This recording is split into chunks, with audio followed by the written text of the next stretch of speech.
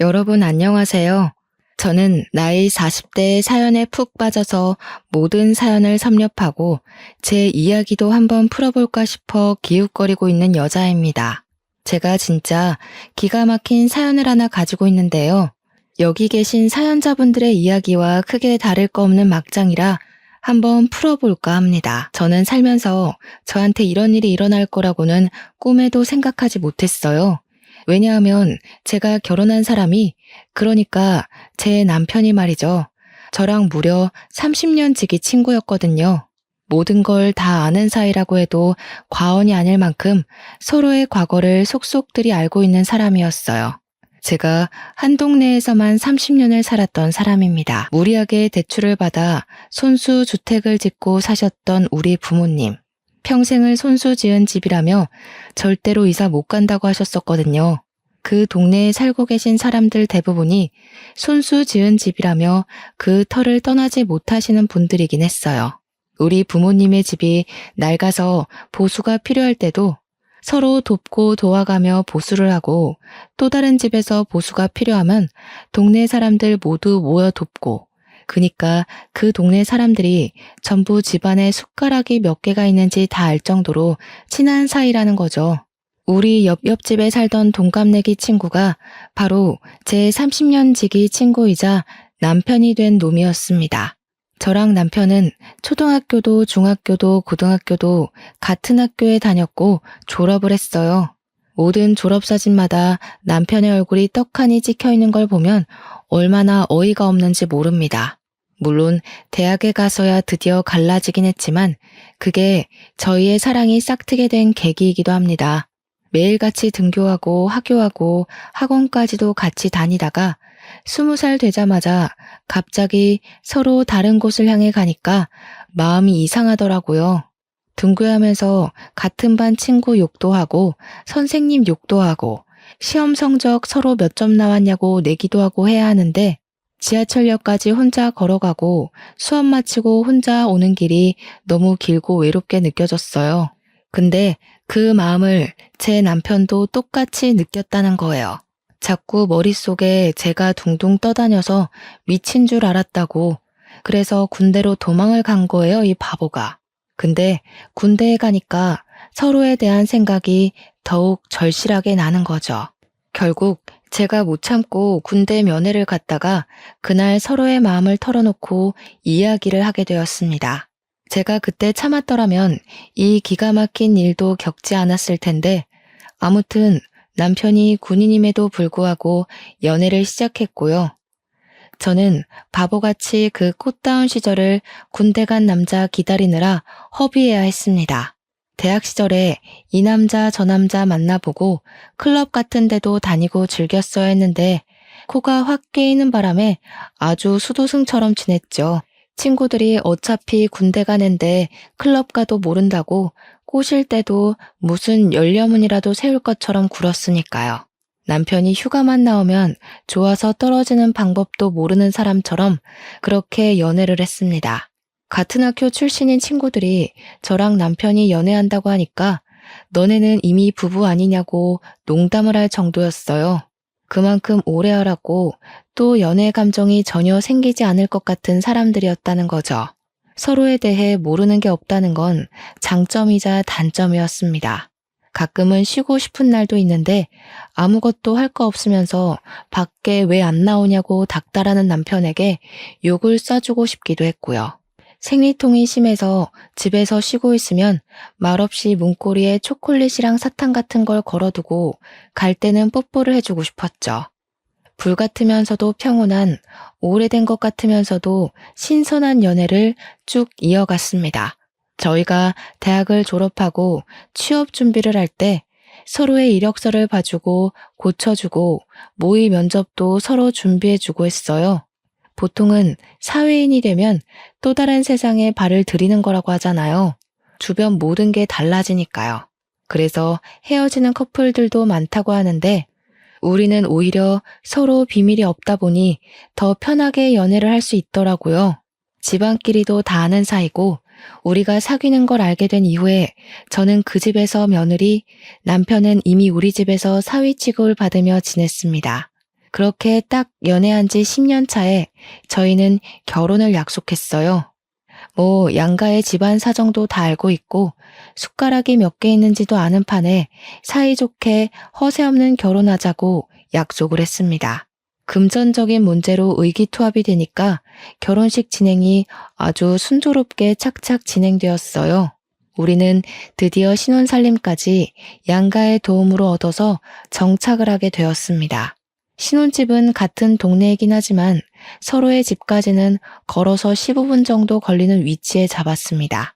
평생을 그 동네에 살아서 그런 건지 익숙한 동네를 떠나서 살고 싶지 않은 마음이 들기도 했고요.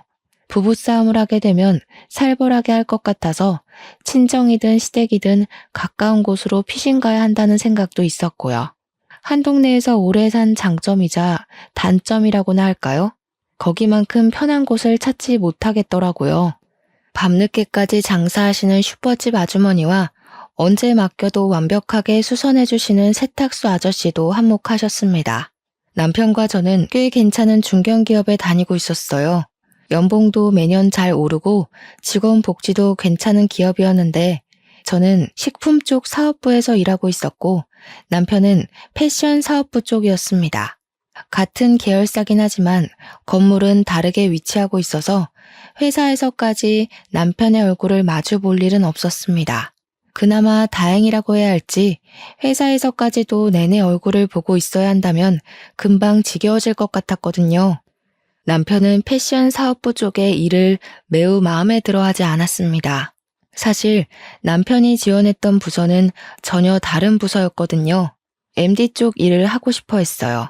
그러니까 매장을 돌면서 매장에 나와 있는 옷들을 전체적으로 밸런스 맞춰서 코디를 한다거나 잘 나가는 옷들을 위주로 카탈로그 작업을 한다거나 하는 그런 부서 쪽으로 지원했으나 사업부에 자리가 남아서 어쩔 수 없이 사업부로 떨어진 거죠. 매장 쪽 일과는 전혀 관계가 없다 보니 남편은 회사를 꾸역꾸역 다니고 있었습니다. 저랑 결혼하고 나서도 계속 일이 재미가 없다는 말만 반복했고 어느 순간부터는 이직을 할까 사업을 할까 하면서 허튼 소리를 하더군요. 중견기업이라 나를 알아주는 회사임에도 불구하고 배가 불러서 저런 소리를 하는 거지 하면서 제가 몇 번이나 잔소리를 했죠. 따지고 보면 우리도 이제 나이 30을 넘겼는데 이제 와서 스카우트 되는 것도 아니고 개인 사업을 하게 되면 리스크가 너무 많잖아요. 개인 사업이라는 게 무조건 성공한다는 보장도 없고 어느 정도 가진 재력이 있어야 한동안 굴러가고 할 텐데 사업부에서 일을 하면서도 눈에 보이는 게 없는지 자꾸 헛바람이 들어서 사업 이야기를 꺼내곤 했습니다. 그때마다 저는 안 된다고 딱 잘라 말하면서도 더 늦기 전에 시켜야 하나 고민도 되긴 했죠. 제가 워낙 시부모님이랑 친하게 지내는 사이기도 했고 결혼하고 나서도 그 관계가 잘 유지되고 있었기 때문에 몇 번 고민 상담을 했어요. 지금 월급도 좋고 복지도 좋고 이만한 회사 찾기도 힘든데 자꾸 남편이 딴 마음을 먹는 것 같아서 고민이라고요. 연애하던 시절이었으면 시모가 분명 제 말이 맞는다고 하셨을 텐데 결혼하고 나니까 또 말이 조금씩 달라지더라고요. 저한테 은근히 그냥 우리 아들 하고 싶은 거 하게 응원해주면 안 될까? 하는 뉘앙스로 말을 하시는데 그런 마음 아세요?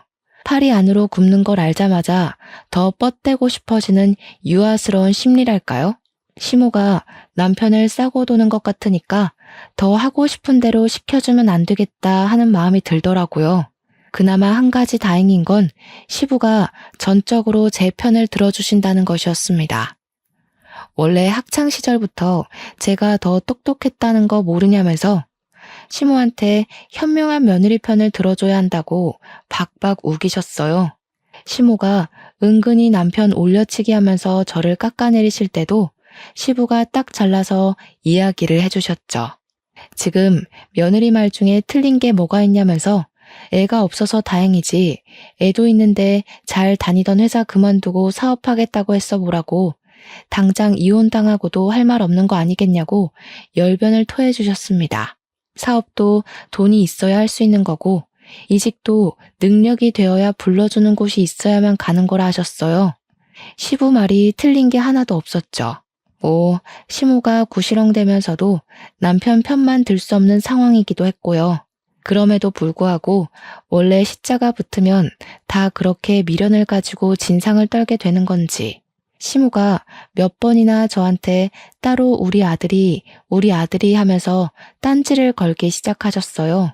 물론 부모님들끼리 서로 오래 알고 지낸 사이고 친하기도 하니까 대놓고 말은 못하시고 은근히 돌려가는 듯한 말투로 이야기하시는 거 있잖아요. 우리 며느리가 사회생활을 잘하는 게 성격이 드세서 그런가? 이런 류의 말들이요. 아들이 사업을 하고 싶어 하면서도 못하는 이유가 기가 센 며느리 때문인가? 이렇게 딴지를 걸기 시작하시니까 시부한테 제가 고민 있다고 연락을 하면 아예 집이 아닌 밖으로 절 부르시더라고요. 시모 없는 데서 이야기하자 이런 뜻이었죠. 제가 또 술을 좀 하는 편이거든요. 우리 남편이나 시모나 전부 알코올이 선천적으로 잘 안 받는 체질인지 술을 안 드시고요. 근데 유일하게 또 시댁에서 술을 좋아하시는 게 시부 하나거든요. 저랑 술 마시면 재미있다면서 밖에서 만나기 시작한 이후로는 저랑 맨날 술을 먹자고 하셨어요. 물론 시부가 마시는 것도 많이 사주시고 저도 엄청 챙겨주시고 술자리도 편안해서 저도 좋다고 나가서 술을 마셨죠. 그러다 보니 시부랑 저랑 진짜 친구처럼 친해지더라고요. 어딜 가든 제 편을 꼭 들어주겠다고 손가락까지 걸고 약속을 했어요. 천군만마 든든한 아군을 얻은 기분이라 너무너무 좋았습니다. 시부가 이러나 저러나 절대로 허튼 짓 하는 거 내버려두면 안 된다고 남편한테 사업바람 들게 한 사람이 시모일지도 모른다며 들어주지 말라고 했어요. 저도 집에 와서 남편한테 똑같이 이야기를 했죠. 허튼 소리 하지 말고 지금 하는 일이나 잘하자고요. 남편이 그 뒤로 구시렁거리는 소리가 좀 줄었더라고요. 그래서 저도 안심하고 바쁘게 일을 하면서 지내고 있었어요. 새로운 식품이 론칭이 되면서 제가 하는 일이 엄청나게 늘었고 야근이 매일 있을 정도로 정신없이 지내야 했습니다. 그러던 어느 날 남편이 아주 거대한 폭탄을 던지고 말았습니다. 나 더 이상은 도저히 사업부 일 못하겠어. 나는 패션을 가까이서 알고 싶었단 말이야. 그래서 이 회사에 들어온 건데 온통 숫자와 글자만 보고 있으니 답이 없는 것 같아. 매장 운영해보는 게 내가 하고 싶은 일에 도움이 될 것 같아서 대리점 신청했어. 지금 일하는 곳이 커다란 회사 안에 있는 계열사라 본사에서 또박또박 월급 날짜에 월급도 잘 주고 있는데 대리점은 다르잖아요. 남편에게 이야기를 들어보니까 대리점을 하게 되면 판매 수익의 일정 %만큼을 월급으로 주는 개념이라고 하더라고요. 그러니까 남편이 옷을 팔아야지만 수익이 나는 거고 그 수익금으로 직원 월급까지 줘가면서 팔아야 한다는 건데 매장 위치가 어디에 있는지 알지도 못하는 상태에서 대리점 신청을 했다는 게 말이나 되는 소리입니까? 아무리 대책이 없어도 그렇지 회사에 몇 년이나 몸담고 있었으면서 그런 것도 모르고 일을 친다는 게 너무 답답했어요. 그래서 어디 위치인지는 알고 있냐고 하니까 경기도에 있는 아울렛 매장인데 우리가 생각하는 큰 규모의 아울렛은 아니라고 했습니다. 그 말을 듣자마자 매출이 쥐똥만큼도 안 나오겠구나 싶은 거죠. 제가 당장 취소하고 와라 했더니 거기서 장사했던 사람이 그러는데 매출이 꽤 잘 나왔다고 하는 겁니다. 저는 진짜 이 모질이를 어떻게 해야 하나 싶었습니다. 장사도 잘 되는데 그 사람은 왜 접었대? 매출이 넉넉한데 굳이 장사 접을 이유가 있나? 그러니까 남편이 우물쭈물하면서 그거야 잘 모르겠는데 아무튼 괜찮다잖아 이러더라고요. 수상쩍은 위치에 매장 운영이라고는 한 번도 해본 적이 없는 사람이 거기 가서 퍽이나 잘하겠다 싶었어요. 그래서 절대 안 된다고 대리점 하겠다는 거 취소하고 다시 생각해보라고 했더니 남편이 그제야 이미 사표를 던지고 나왔다는 겁니다. 대리점 신청도 다 끝났고 가게 보증금만 내면 그 자리에 들어가기로 했다는 거예요. 제가 얼마나 가슴이 터질 듯이 화가 났는지 이해가 가세요? 당연히 그 대화는 부부싸움으로 번지게 되었습니다. 어떻게 한마디 상의도 없이 그런 일을 벌일 수 있냐고 제가 고래고래 소리를 질렀죠. 남편은 제가 소리를 질렀다는 것에 꽂혀서 막 뭐라고 했어요. 어떻게 남편이 하겠다는 일마다 부정적으로 볼 수 있냐? 소리는 왜 지르냐 하는데 이렇게 혼자 독단적으로 처리할 거면 결혼은 왜 했나 싶고 너무 열이 뻗치더라고요. 남편한테 솔직하게 이야기를 했죠. 너 자리 잡으려면 못해도 몇 년은 걸릴 거 아니냐고요. 그러니까 남편이 옷만 잘 팔면 됐지 자리 잡는 게 뭐 오래 걸리겠냐고 빠르면 한 달 안에도 할 수 있는 거 아니네요. 저는 남편에게 그 사업체가 돌아가는 시스템도 모르면서 다짜고짜 대리점을 내면 누가 도와줄 거냐고 너 잘할 수 있냐고 따졌어요. 그러니까 뭐 자기가 패션 쪽 일을 한 게 몇 년인데 그것도 모르겠냐고 으름장을 두더라고요. 지금 하던 일도 패션 쪽 일인 걸 알면 잠자코 잘 붙어나 있지 꼭 이런 식으로 사고를 치죠. 판매하는 거랑 사업부 일은 완전히 다른 거다. 사무직이랑 서비스직이 어떻게 같을 수 있냐고 했더니 대꾸 안 하더라고요. 씩씩거리면서 자기 오늘 기분 나빠서 시댁 가서 자고 오겠다고 나가버렸어요. 저는 혼자 남은 집에서 이 사태를 어찌 해결해야 하는가 고민을 하고 있었는데 시부한테 연락이 왔습니다. 술 한잔 하자고 하시길래 마음껏 취해보려고 술을 마시고 속 시원하게 털어놓았어요. 생각이 없어도 너무 없는 것 같다고 어떻게 상의도 없이 그런 일을 할 수 있냐고 하니까 시부가 되려 미안하다며 보증금은 시부가 내주시겠대요. 그래서 에라 모르겠다, 될 대로 되라 하고 손 놓기로 했습니다.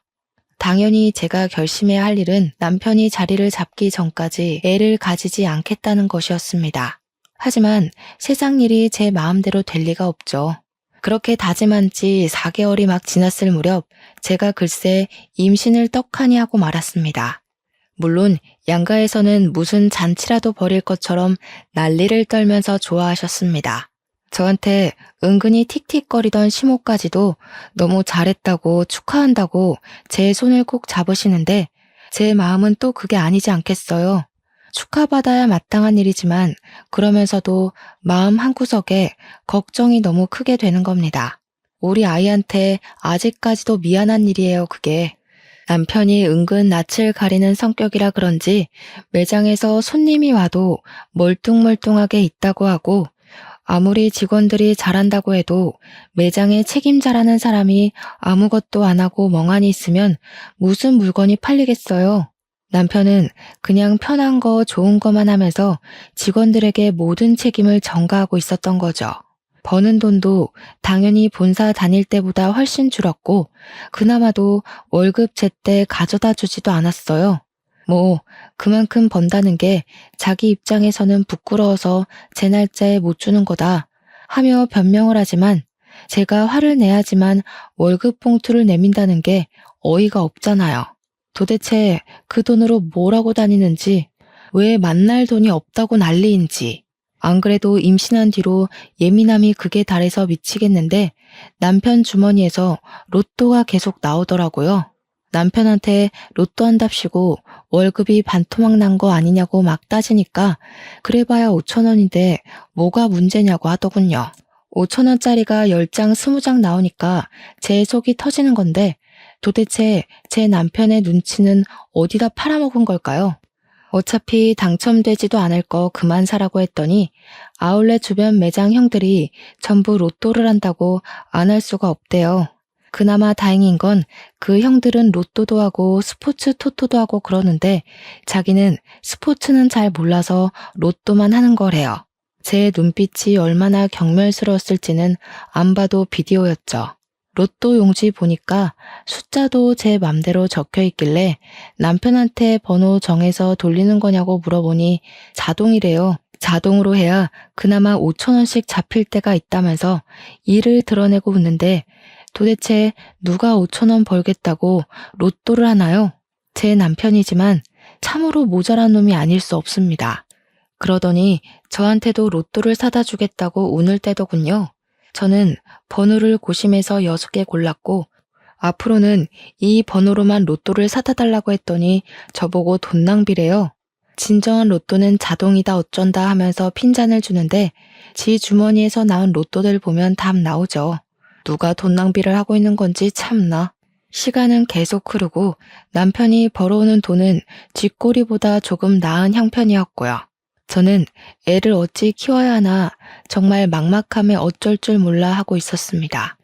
육아휴직을 내는 순간부터 우리 세 식구의 생활비를 어떻게 감당해야 할지 고민이 되었어요. 임신해서 먹고 싶은 것도 다 먹고 하고 싶은 것도 다 하고 휴식도 취하고 여유를 누려야 하는데 제 머릿속은 온통 부정적인 생각만 가득했습니다. 오죽하면 사람들이 임신한 이후부터 사람이 더 시커매진 것 같다고 혹시 우울증이라도 온 거 아니냐고 걱정할 정도였어요.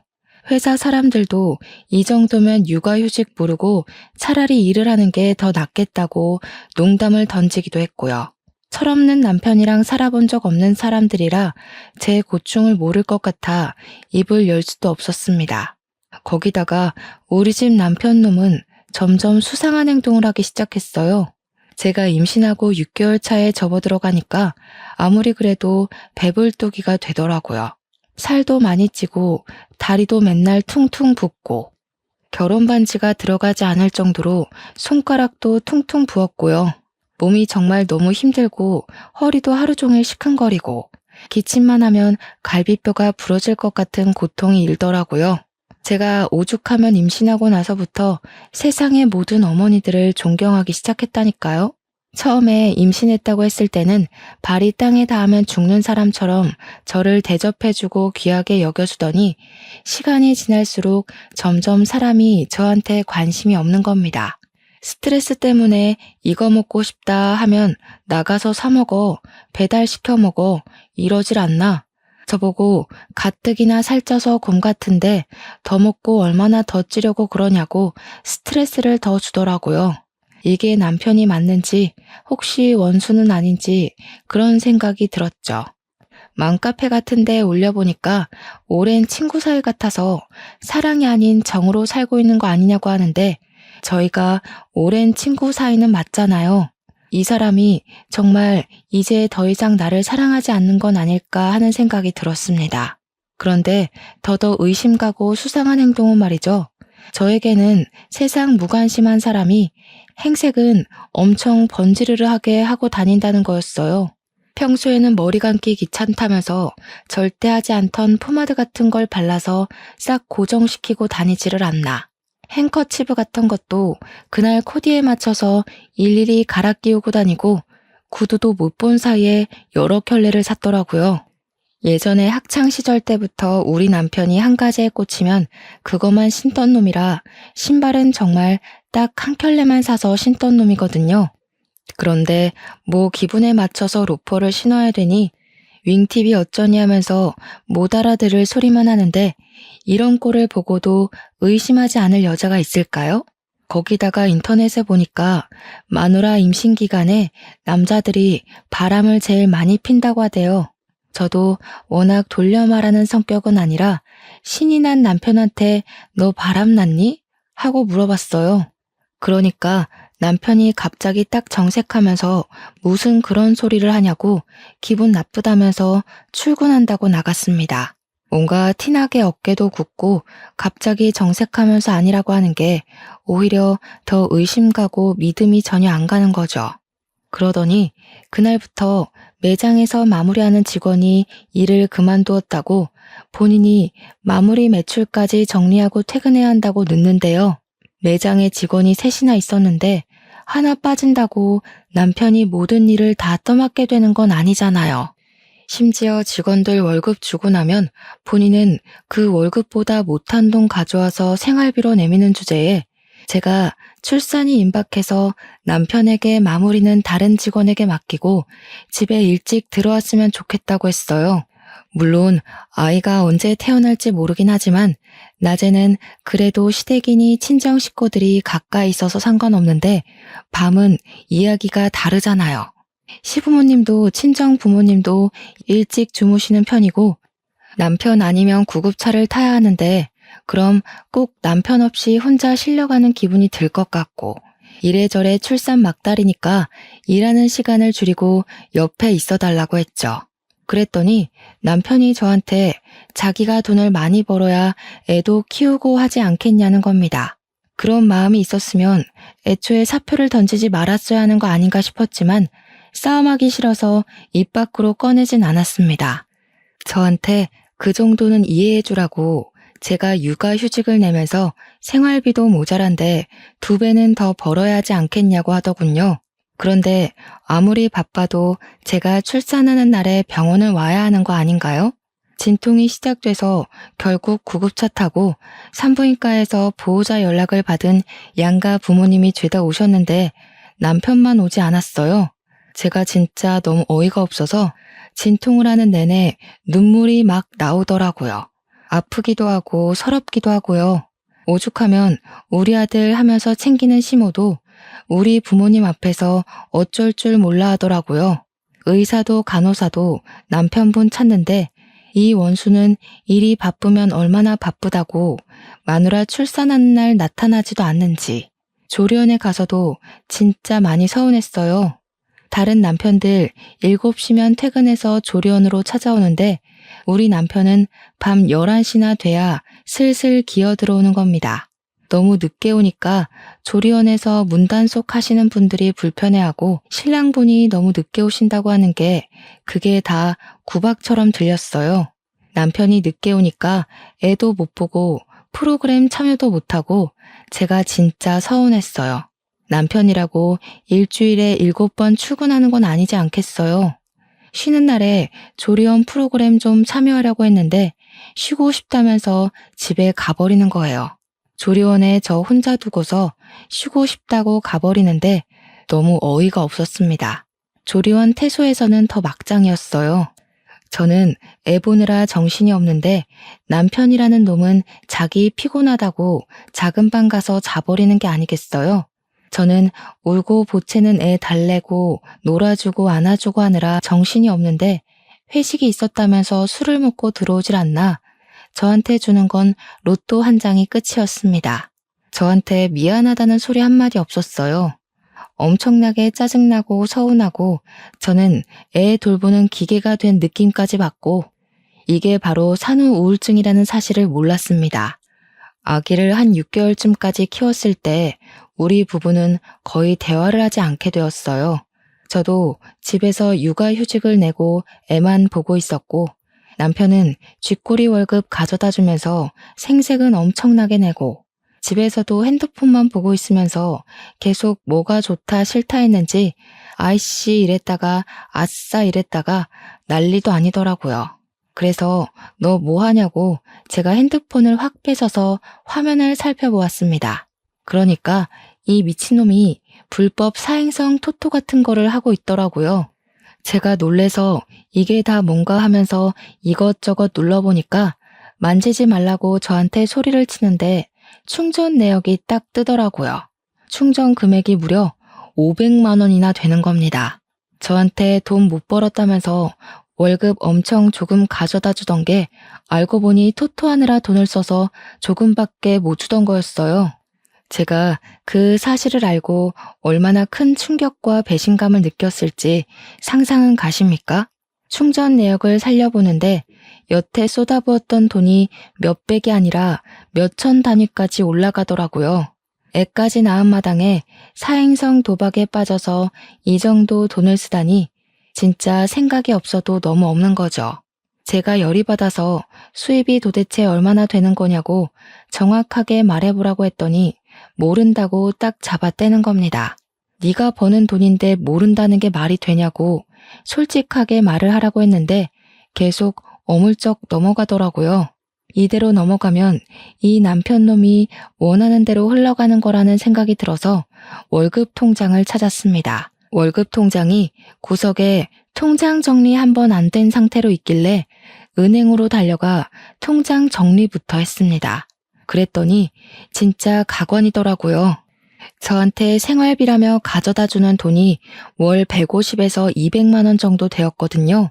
그게 자기 용돈 빼고 주는 거라면서 저한테 약간 모든 돈을 다 맡긴다는 식으로 생색을 냈었는데 월급 통장에 들어오는 돈이 평균적으로 500만 원 정도 되더라고요.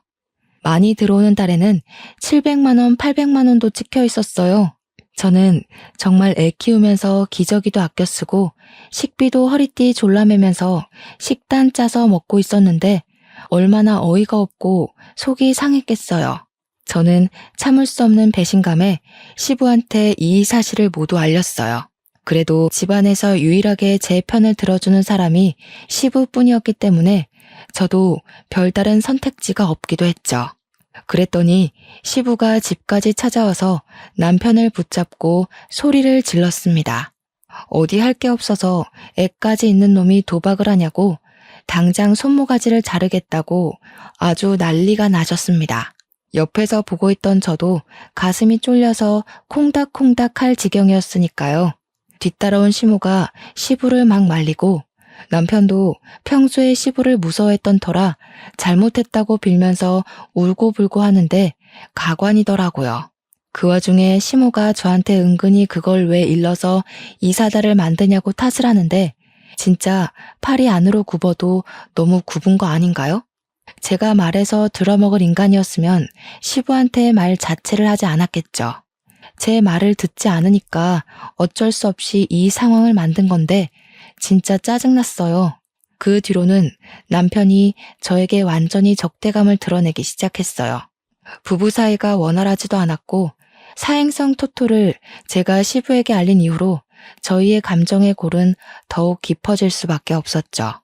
제가 무슨 말만 하면 틱틱거리면서 저를 깔보고 무시하기 시작했어요. 여자가 복직해봐야 돈을 벌면 얼마나 벌고 승진을 하면 얼마나 하겠냐면서 자기가 벌어온 월급으로 살아야 할 건데 왜 그런 걸 시댁에 가서 일러냐 이런 거죠. 제가 눈이라도 치켜뜨면 또 시부한테 가서 이럴 거냐고 비아냥거리는데 저희가 또 30년 지기 친구잖아요. 서로 말이 곱게 나가질 않는 거죠. 거기다가 활용점정으로 남편이 술 먹고 들어온 것도 열이 받는데 옷에 여자 화장품까지 묻혀온 거예요. 제가 이걸 그냥 참아줘야 할까요?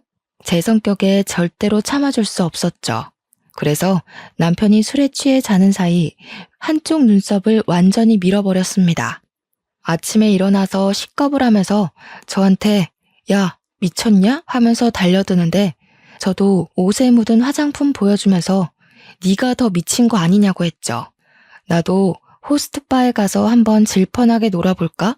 하면서 소리 지르니까 씩씩거리면서 한쪽 눈썹 손으로 가리고 출근하더라고요.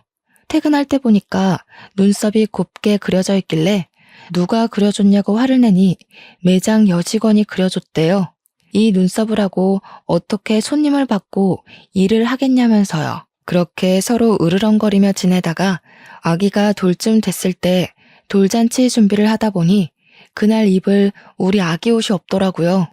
꽃가옷이나 하나 사줄 겸 남편이 매장에서 어떻게 일하는지 궁금하기도 해서 친정 부모님 모시고 남편이 일하는 아울렛에 갔어요. 미리 간다고 연락하지 않고 불시에 찾아갈 심산으로 아기 옷부터 구경을 하고 오후쯤 되어서 남편의 매장으로 갔죠. 서프라이즈 할 겸 이제 돌잔치도 얼마 안 남았으니 앙금 털고 화해할 생각으로 간 거였어요. 근데 남편 매장에 딱 도착했는데 그 계산하는 포스 기계 아시죠? 그 앞에서 웬 여자애랑 백허그를 하고 실실 쪼개고 있는 게 아니겠어요? 친정 부모님도 이게 뭔가 싶어서 눈 비비고 계시고 저는 남편이 그 여자애랑 노닥거리는 모습 보고는 엄청 놀랐죠. 엄청 놀란 동시에 속에서 끓어오르는 분노와 옷에 묻혀온 화장품이 막 생각나고 여자 직원에 자기가 눈썹 그려줬다는 것까지 퍼즐이 막 맞춰지더라고요. 그 여자의 목에 직원들이 사용하는 사원증 목걸이가 걸려 있었거든요. 더 볼 것도 없다 싶어서 아버지한테 애를 덥석 안기고 야, 이 미친놈아, 너 뭐 하는 거야? 소리를 지르면서 남편에게 달려갔어요. 남편이랑 그 여자애랑 후다닥 떨어지면서 어머나 하는데 제가 눈에 뭐 보이는 게 있겠습니까?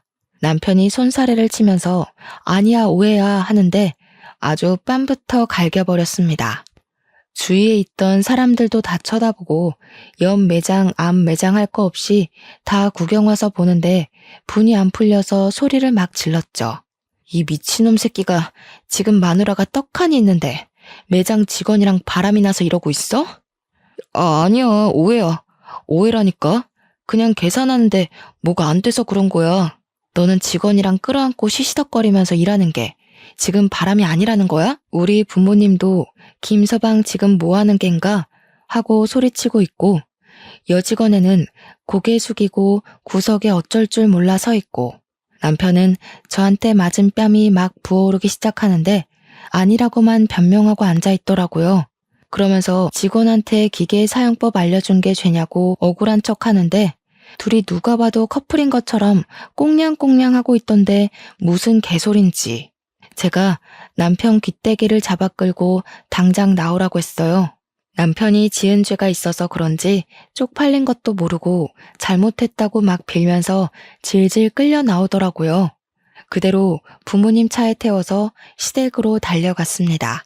시댁에 도착해서 문을 콱 열고 들어가니까 시부모님이 저와 남편을 보고 뒤이어 따라온 우리 부모님을 보고 깜짝 놀라시더라고요. 제가 씩씩거리고 있으니 무슨 일이 난 건 알겠는데 저희 부모님까지 와 있으니 이상하다 싶으셨겠죠. 알고 계셨어요? 이 사람이 바람 난 거 알고 계셨냐고요. 시부모님이 숨을 헉 들이키시더니 몰랐다고 하시면서 남편한테 진짜 바람 피웠냐고 막 추궁을 하시더라고요. 남편이 아무 소리도 못하고 죄송합니다, 잘못했어요 하는데 우리 부모님은 김서방이 그럴 줄 몰랐다고 가슴을 쾅쾅 치시며 분노하시고 있고요. 그러니 시모가 저한테 쓱 이야기를 하는 겁니다. 아니, 평소에 집에서 애를 얼마나 구박을 했길래 애가 바람을 피우고 그러겠어. 우리 아들 뺨은 또 왜 이러고? 네가 때린 거니?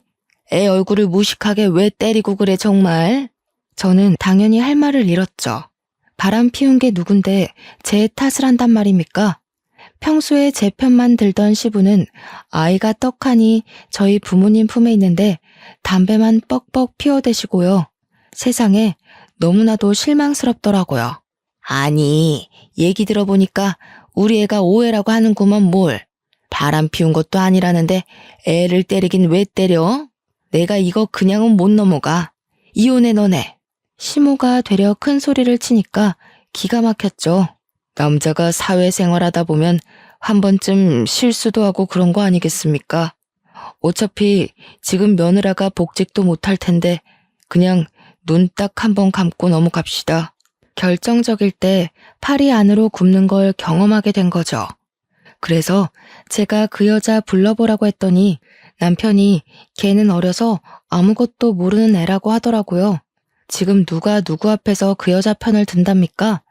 나랑 이혼하는 건 둘째치고 걔 이야기도 들어보자고 당장 데려오라고 난리법석을 떨었습니다. 그랬더니 남편이 그 여자애는 죽어도 못 부른다고 차라리 이혼을 하재요. 우리 부모님도 기가 막혔는지 사람을 잘못 봐도 한참을 잘못 봤다며 이혼하라고 내 딸 상처받는 거 죽어도 못 본다고 했습니다. 제가 남편 보고 짐 싸서 너네 집 가라고 하니까 군소리 없이 짐 챙겨서 시댁으로 가더라고요. 저도 이혼하기로 완전히 마음 굳혔고 30년 지기 친구고 나발이고 정말 하나도 소용없더라고요. 며칠 뒤에 이혼 서류 싹 작성해서 시댁에 들고 갔더니 집안에서 하하호호 웃는 소리가 막 들리는 겁니다.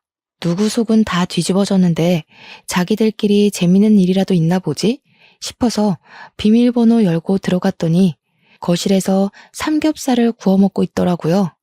가운데에 떡하니 그 상간녀인 매장 여직원까지 끼워서요.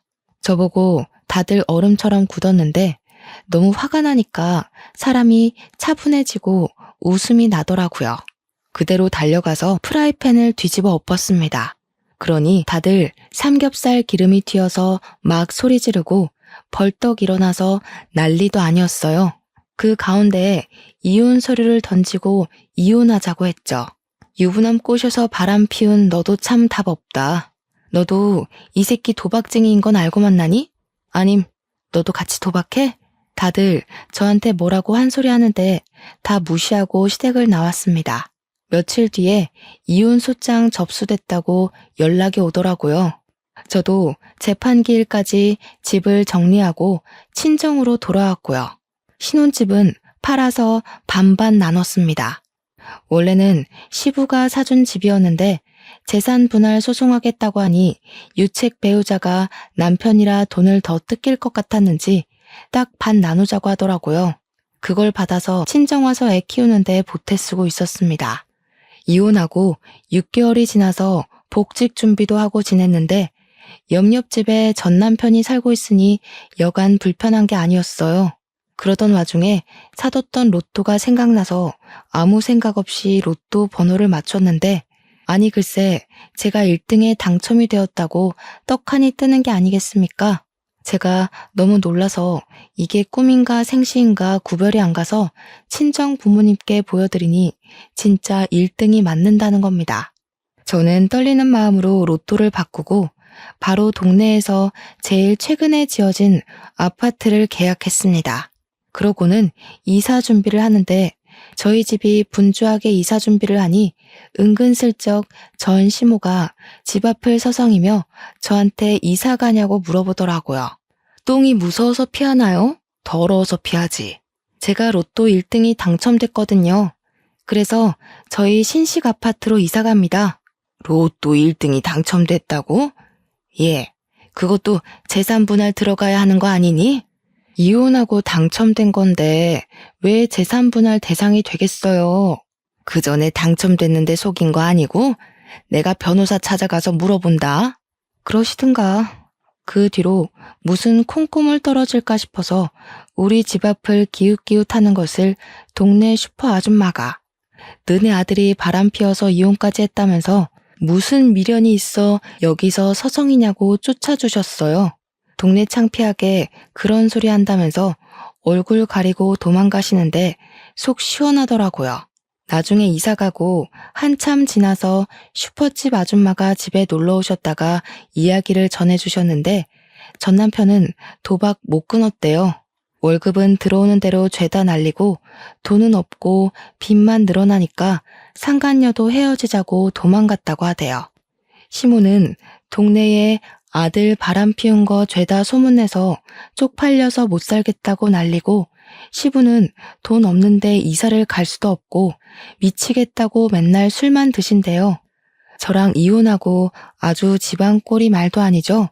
이래서 인과응보라는 게 존재하는 건가 봅니다. 저는 무사히 복직을 했고 남들보다 더 열심히 노력한 덕분에 승진도 했어요. 한 우물만 깊게 파다 보니 제 능력을 인정받는 날이 이렇게 찾아오곤 하네요. 벌써 우리 아이는 말도 곧잘하고 아빠의 부재를 잘 받아들이고 지내고 있습니다. 언젠가는 좋은 사람 만나서 우리 딸에게 꼭 필요한 아빠를 만들어주고 싶은 마음도 있어요. 새로운 사랑이 찾아오는 그때까지 열심히 보면서 기다리겠습니다. 여러분도 그때까지 가정의 평화를 잘 지키시고 바람 피우는 놈은 절대로 봐주지 마세요. 제 이야기는 여기서 마치겠습니다.